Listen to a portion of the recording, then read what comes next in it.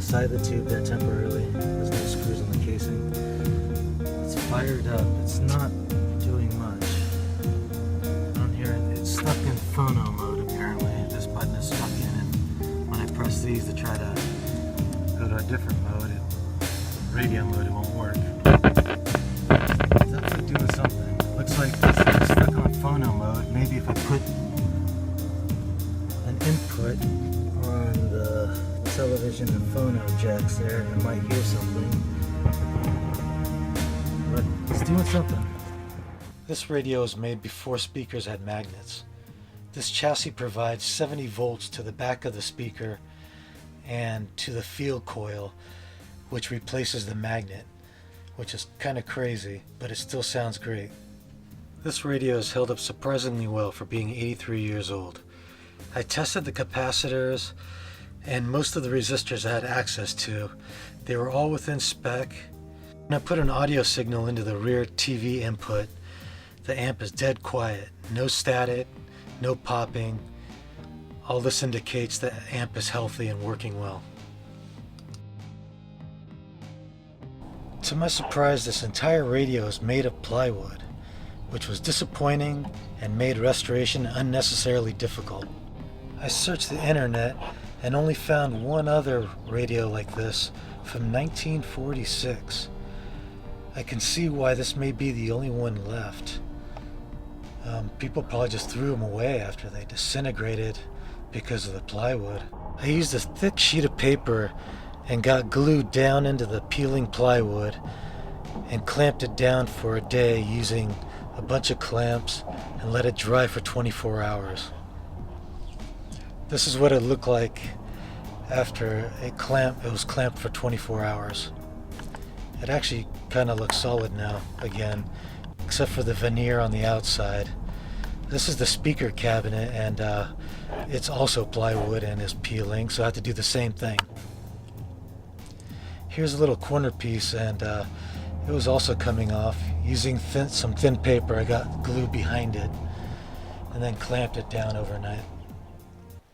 I didn't show you the process of stripping the wood of its old finish. I used 220 sandpaper, which is pretty fine because we're working with veneers and plywood, which is really easy to sand through. Here I put some glue behind the peeling veneer. I then cut out a new piece of veneer to fill in the missing piece. I then clamped that overnight. My local hardwood store provided the mahogany veneer. The old surface had to be smooth and clean before applying contact cement. I had to butt the edge of the veneer up against a leg, so I needed a perfectly straight edge. After the new veneer is applied, you need to use a roller or a squeegee. You need to press the veneer up against the plywood to eliminate any air pockets. When using contact cement, you have to tape off any areas you don't want the glue to be applied to. I tried to go pretty heavy on the glue. I used 2 bottles of glue on this project. This is my first time working with veneer. It's not difficult to lay a perfect sheet. Take your time to prep the surface and make sure it's flat, clean, and you make sure you put lots of glue.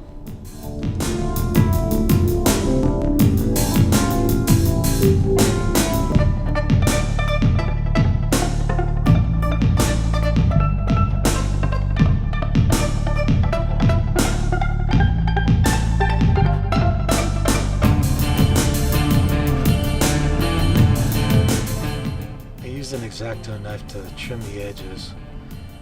When trimming against the grain, you're going to need a straight edge.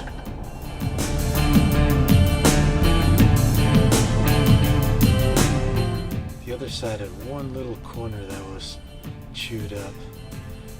This forced me to put a new veneer on the other side also.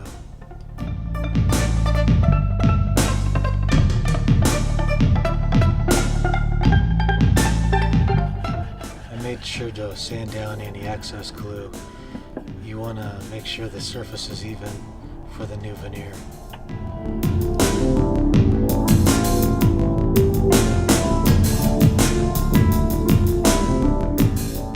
I chose the widest piece of mahogany the hardwood store carried, but it still wasn't wide enough for the lid of the radio.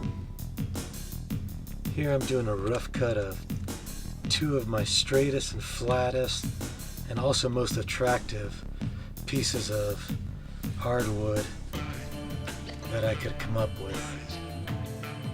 I paid a lot of attention to which two pieces of wood grain would complement each other and look good sitting next to each other. I first loosely clamped my two pieces of mahogany to two pieces of flat, sturdy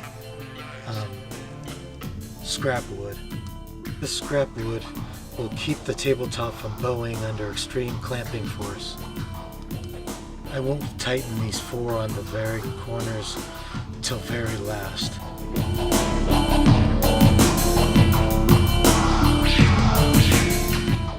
If you take your time, do this step right, it'll be hard to see the seam where the two pieces of wood meet. At this point, the extreme clamping forces are beginning to bow the wood into a U shape, and you'll need to clamp the outside corners down to your scrap wood to keep the lid from bowing. Here you can see how poorly the original lid on the radio looks. It's made of three pieces of wood and all covered in veneer. I decided it would be easier to make a solid lid rather than repairing this one.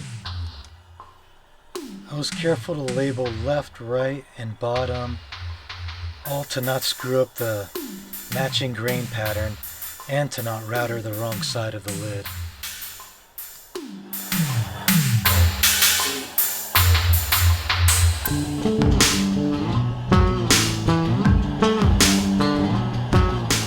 The lid that sits directly over the radio has grooves under it that allow the plywood tongue to be inserted in the grooves.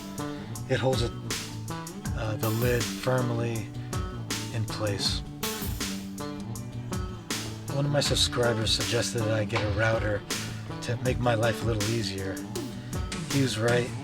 This is the first one I've ever owned, and I'm not sure if I'm doing it right.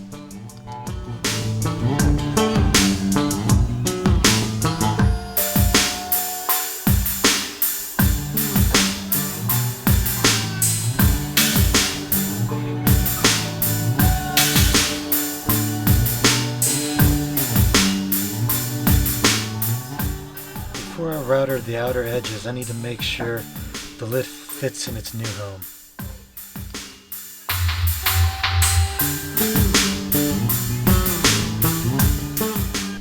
Here you can see the grooves I had to duplicate on the original lid that sat over the radio. Here I fit the original door to the new lid. I make sure the hinges has full movement and is in the right place, and then I mark it with a pen in order to know where I need a router.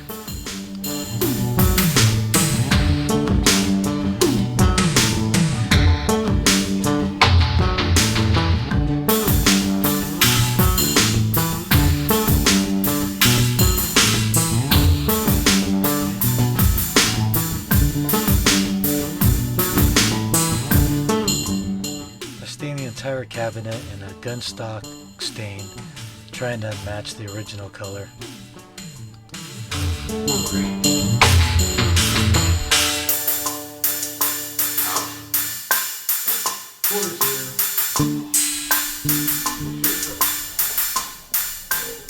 In between each coat of spar urethane, I would sand any runs and all flat surfaces to ensure a glassy, smooth look.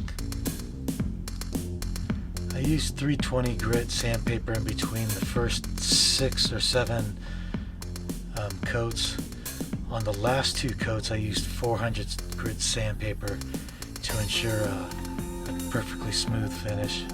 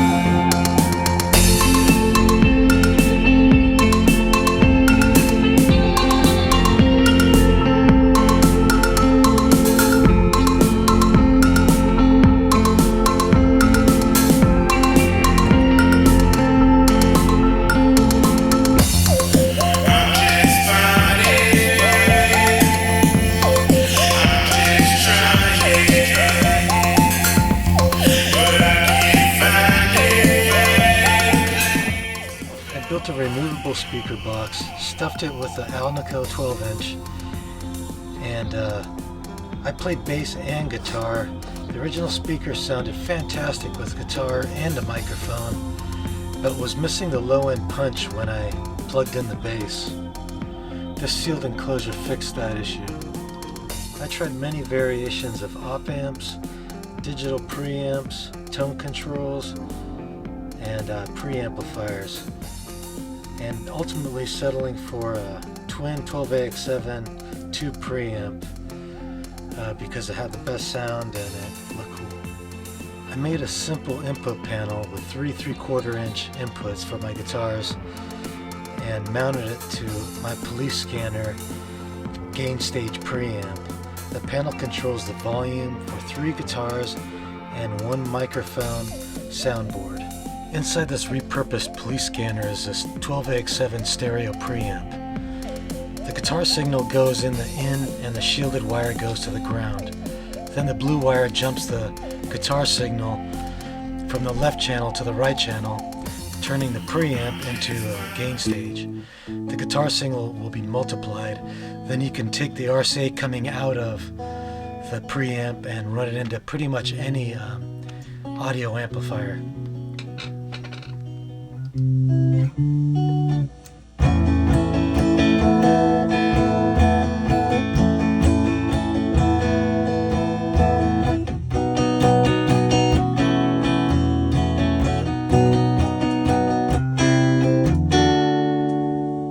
I'm playing through the amp with a wireless Bluetooth connection.